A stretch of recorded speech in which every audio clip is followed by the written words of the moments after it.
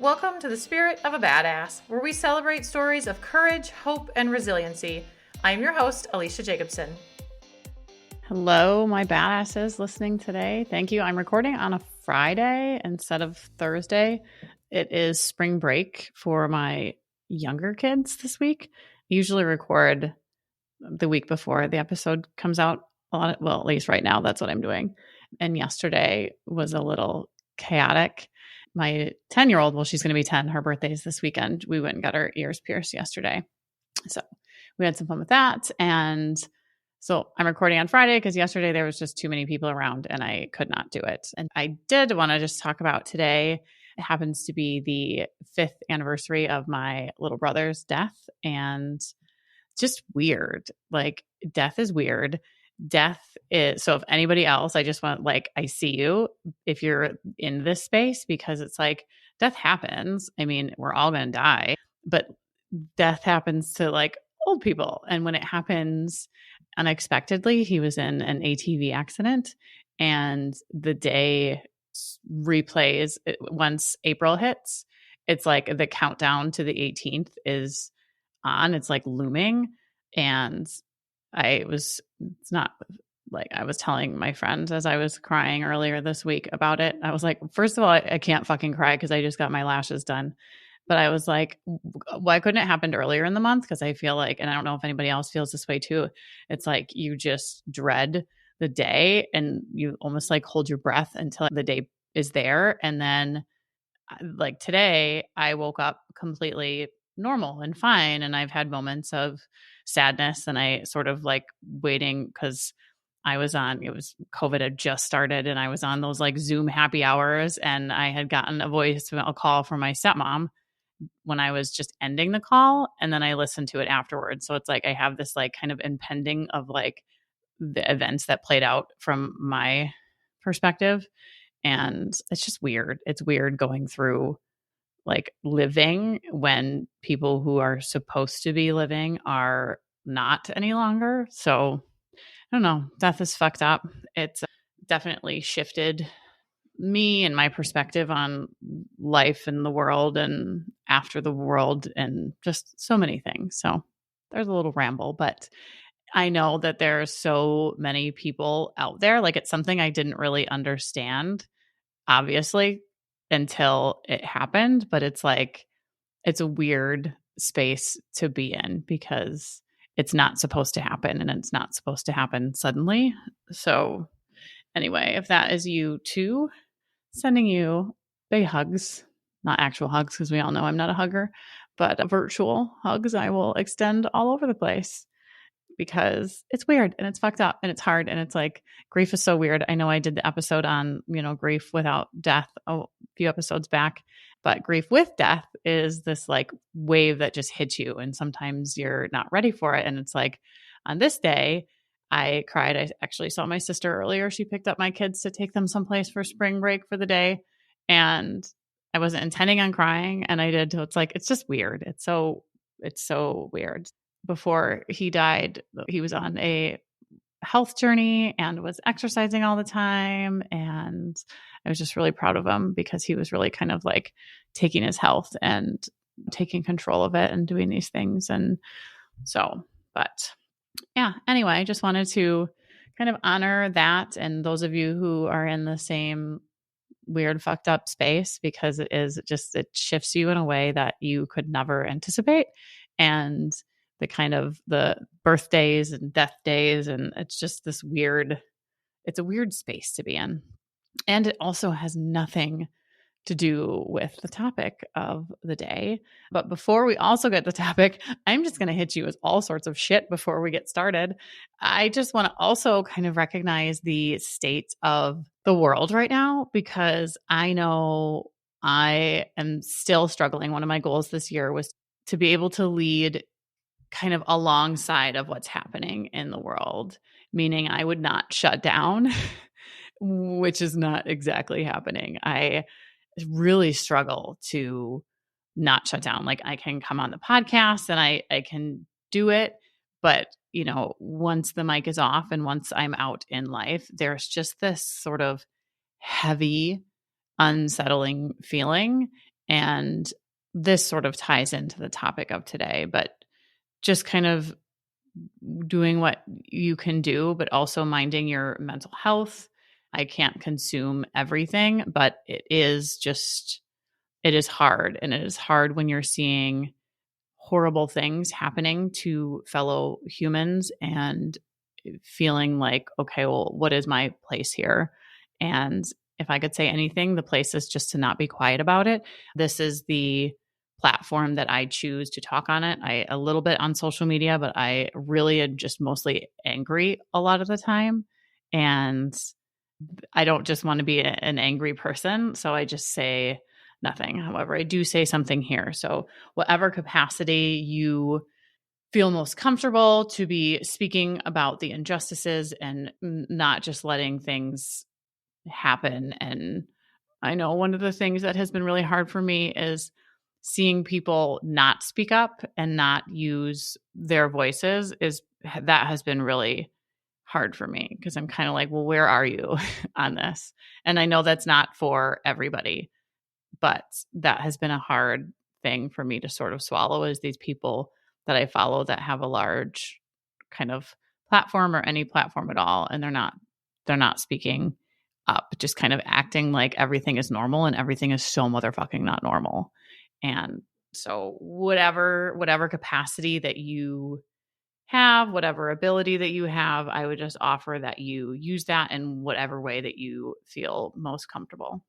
And that brings us into today's episode, which as I'm planning it, I'm like, oh my goodness, girl, I am like a walking contradiction because today's episode is called Just Because You Can Doesn't Mean You Should. And I believe like a month ago, I have one that is, if you can, you do. It's like, girl, choose one. But they're different. But I do laugh because I feel like a lot of things in my life contradict each other. It's like, well, what if the circumstances? What is this? What is that? I'm not a person that has like a hard and fast rule of this is the, I'm very structured. I'm very like, I'm a little rigid, but I don't have like, there's only one way to think this. I think everything is fluid and there can be lots of ways that things can be done. So today we're talking about just because you can doesn't mean you should. And this came up in my coaching circle, my women's coaching circle. And this is something that I see come up a lot in my women's groups and in the one-on-one coaching because I work with a lot of people pleasers. And if you are a people pleaser, you absolutely kind of understand this feeling of if I can, I should. If you're asked to do something for someone else, then you should because holy shit, what if they get mad at you? And that is something that so many of you think. And this came up in our session. I told them like, oh my gosh, this is such a good podcast episode because wherever you are on this journey of people pleasing, it will still come up. And one of the women was saying how she saw, I think that there was kind of like this volunteer opportunity and she thought, oh, I would really enjoy this. This is something that I can kind of fit. And then once she kind of reached out to them, then they were like, oh, and we have this and this and this and this and this. And she was like, oh, wait a second. And all of us, it was really funny because you could see all our faces on the screen of like, oh no, we've all worked on this so much. Every single woman has worked on this in this group. And we're all like, oh no, like, how are you? You're not doing this. Like, you're absolutely not. Like, you've worked too hard to get here. So it was kind of funny because we're just like, okay, how are you going to say no? And what does this look like? And it's something that it causes so much stress and turmoil. And I came up and I was like, just because you can doesn't mean you should. And just because it's a skill that you have, just because maybe you have the time, is that really what you want to be putting your time into? Does it align with your life right now? Maybe it did before, but does it right now? Because when you get stuck in this kind of pattern of people pleasing, you know you are usually unhappy. There's a whole lot of resentment. There's a disconnect between what you want, the life you actually want, meaning what do you want to be doing with your energy, your time, and what you actually have because you're overextending yourself. A lot of times you're trying to control the narrative and you're trying to say yes to something so people think a certain way or so you feel a certain way about yourself. Like, I am good enough if I do this, or you want others around you to just, oh, she's so busy. How does she do it? Or whatever the story is.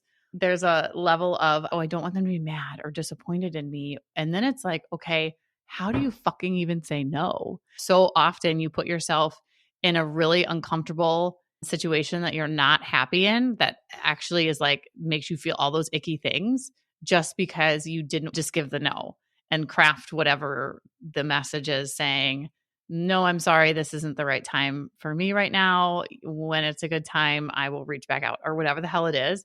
You don't want to experience that discomfort. So you say yes, and then you experience years or months or whatever it is of discomfort just so you didn't have to have temporary uneasiness and make the no. So when you say yes, you give the yes and it's not a true yes, at what cost? Because there is a cost to every yes that you give, because you give the yes. What is the thing that you're saying yes to? How much time does it take? How much energy does it take? There is, the emotional health. If you're giving the yes, are you saying no to family time? Are you saying no to your kids' sporting events? Are you causing more kind of chaos and stress within your life by giving this yes? Is it a financial burden by giving a yes? Do you really not have the funds dedicated to this yes, but you're saying it anyway because it's uncomfortable to say the no? And then once you've given all these yeses, you're fucking burnt out. You have no energy. You have the zestiness for life is not there because you are spread so thin.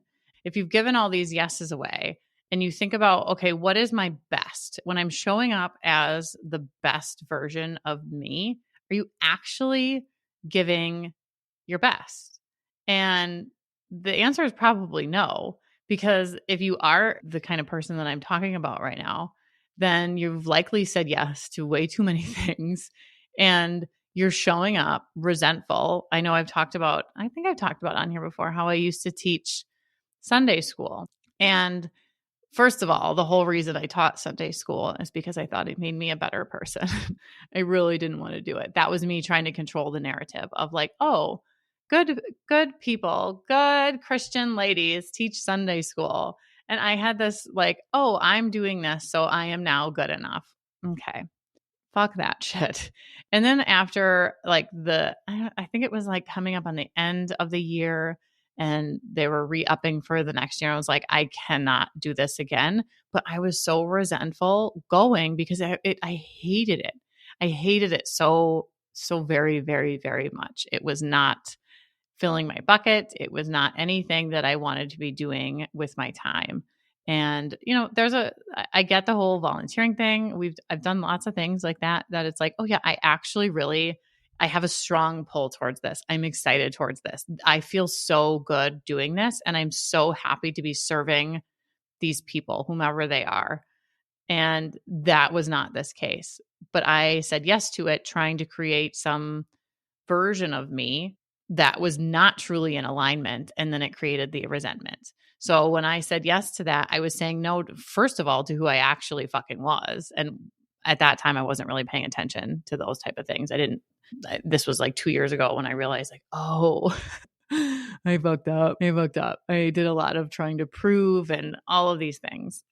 And when you're doing this, you're not giving your best. I surely was not giving my best. I was like, these kids there was a whole vibe with this group that I was teaching, and it was not my vibe. And then another one is back probably the same time period. I was doing training. I was doing group training, and I had this group of women. And if you are one of them, because I know I'm in contact with a lot of them. I know they listen. No shade to you, but there was this big group of women that would they called it doubles. And we had back-to-back classes. So there was like one at 8 and one at 8:45. They would do both classes, but they would do both classes and give not full effort in either one of them because they were like, well, I'm doing two. And it's like, well, why are you doing 90 minutes of a workout at 50% of what you can actually do? Like, just do one class really well. And I would give them a hard time. I'm like, no, if you're fucking here, you are going to be here and you're going to do it. But I think that's a really good illustration. In their mind, they're thinking, oh, I'm doing more better because I'm doing two. When in reality, they likely would have gotten more if they would have given 100%, whatever that meant for that day, in one 45-minute class versus thinking like that the time duration was the marker of I am so great. And that was one I do remember giving them a hard time for doing it. Like, I was a little bit different trainer back then. I was a little more spicy. I do not have that spice in me anymore, but I would give them a hard time. But if you're overextended, if you're saying yes to all these things that you shouldn't be saying yes to because you don't have the fucking time or energy or whatever the resources are, you are not going to be showing up to anything as your best self. It's not possible. So that means that with your work, you're not going to be showing up as your best self, because if you're at your work and then knowing you have to go do this thing afterwards, it's like you're dreading it all day long. And if you would have just made the no, you don't have to worry about that. So when you are presented with this question, these are the things that you need to be thinking through. Like, if I want to say yes, why am I saying yes? Do I have the resources? Do I have the time, the capacity for this?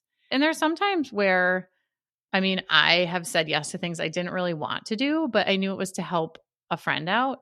And so I wanted to help them out. But it was like, if this was somebody else, would I be making the time? Well, no. But so those things, like, we have to have that kind of gray, I live in the gray area. But when you're looking at these big time commitment things, or if you already have, the amount of women that I know that have not even a full fucking plate, but they have a whole fucking buffet platter of full plates, and then will still take more on when they fucking should not be.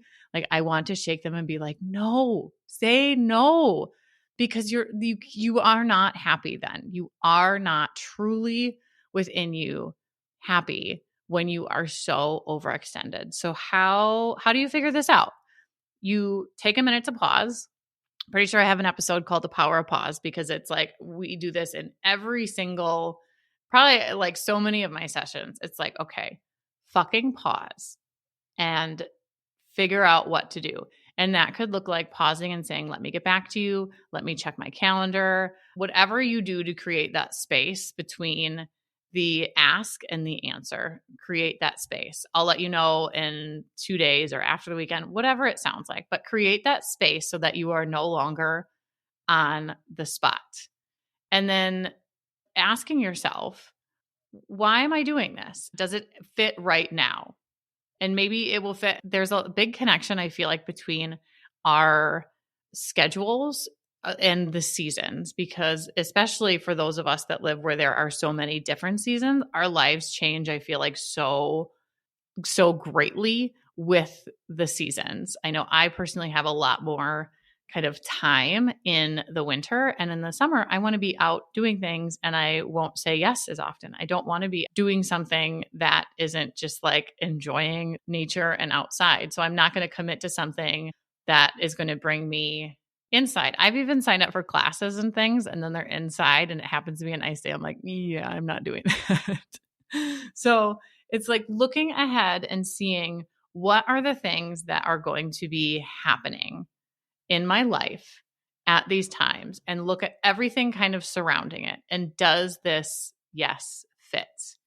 Do I have the capacity? How am I right now? Am I thriving? Am I doing well? Am I feeling already overextended? Because then it's like, you just have to then practice saying that no, which is the next one. The more you practice this, the better you will get at it. And that is just like anything. The more you do the thing, the better you get. And the more you put yourself in just being a little bit uncomfortable, giving that no, or creating the pause, because you probably won't do it all at one time, but just when you get comfortable just giving the pause instead of giving the yes right away, that's going to feel uncomfy. And you just practice that for a while, and then you'll get really good at it where you're like, oh, I can do this super easy. And then you practice giving the no.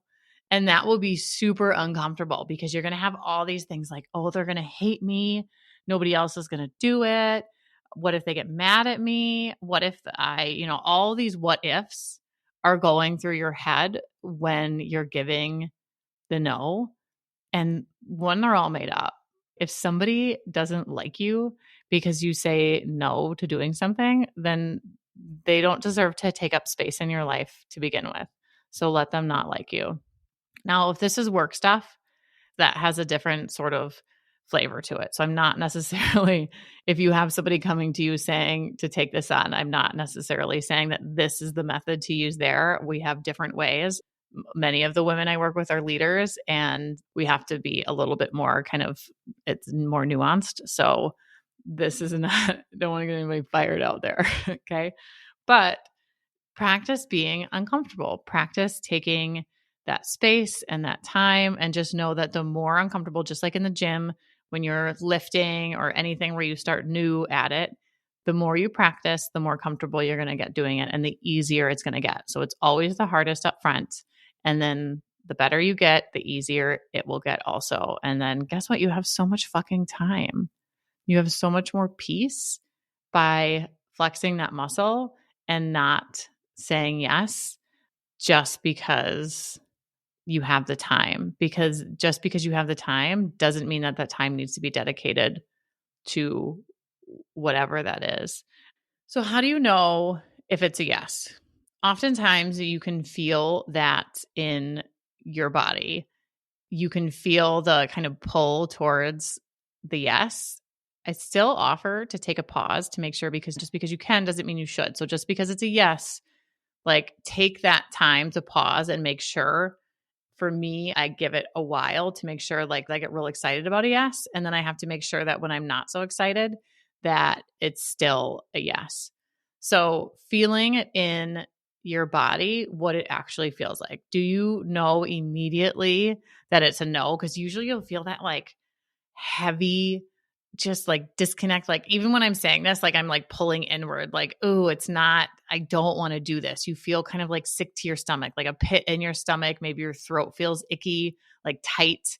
And you're worried about like, well, if I say no, what are they going to think? You start thinking about all of these, like, how do I get out? Like, how do I get out of this? What am I going to do? How am I going to make this work? Like those are generally the no's. Those are like the fucking stop, back up, take your pause, and you can feel it. But when you haven't practiced it, you are so busy, full, that you don't take the time to actually see and feel what it feels like in your body to know that you can't do this. And once you start to slow your roll a little bit, you will start to actually have those feelings and experience them. And you will then know like, oh, that I'm tuning into my body. In fact, I have a personal training client, and she was saying how we're talking about the different sides of your body. She's like, oh, this side feels like I'm feeling the movement here. And this side, like we were just stretching at the end of it. And she's like, I never noticed these things prior to working out because she wasn't in tune with her body. She was just moving through the world. So now she's like, oh, I can feel things differently, like physically in my body because I'm paying attention to my body. So once you start to slow down and pay attention to these things, you will actually feel them. Your body is going to tell you if this is a no or a yes, and you'll start to use that time and the pause to kind of sort through this. And lastly, I just want to hammer this point home that your worth and your value is not directly tied to what you do for other people and giving them the yes and pleasing them. That is not your worth. And I know I said that I was trying to prove that I was good enough by saying yes. And I thought that was wrong, so very wrong. And everything that happened kind of surrounding that told me it was wrong. I just wasn't paying attention. I didn't have the information that I now have to know, like, oh, I'm doing this for all the wrong reasons. This this is not in alignment with me. I don't want to be doing this. I'm only doing this because I think I should be doing this. Your worth, it's yours. You don't have to earn it or prove it or anything. You just are worthy and valuable, and that is just something that you have in you already. And you don't have to go out and say the yeses and do the things to in any way prove that. And I think that is just super important, and would like to kind of wrap it up in a little bow with that. So if this is something that you have kind of struggled with, or you're like, oh my gosh, yes, this is me, I hope this is helpful for you. And I think a good mantra, which is how we kind of came to this, is just because I can doesn't mean I should. I think that is so powerful. And it's like your oomph to the pause, it's your oomph to the no. It kind of gives you that like shoulders back, chin up. I don't have to give this yes. You don't have to fucking do anything you don't want to do. I mean, yes, we do, but you don't in this case. All right. Thank you so much for tuning in. I appreciate it. I send you all good things as you go through this week, and all the virtual hugs and love and all the just goodness, because there's so much not goodness out there that I want to just wrap everybody up in the goodness, and go give your yeses and your nos and practice them well, and be all uncomfortable in doing it, and then shine like the fucking badass you are. All right. I'll see you next week. Spirit of a Badass is a Lit Path Studios podcast and is produced by Jamie Gale and Alecia Jacobson. Music by Shane Ivers. We'll be back with another inspiring interview. Until then, keep your spirits high and your energy badass.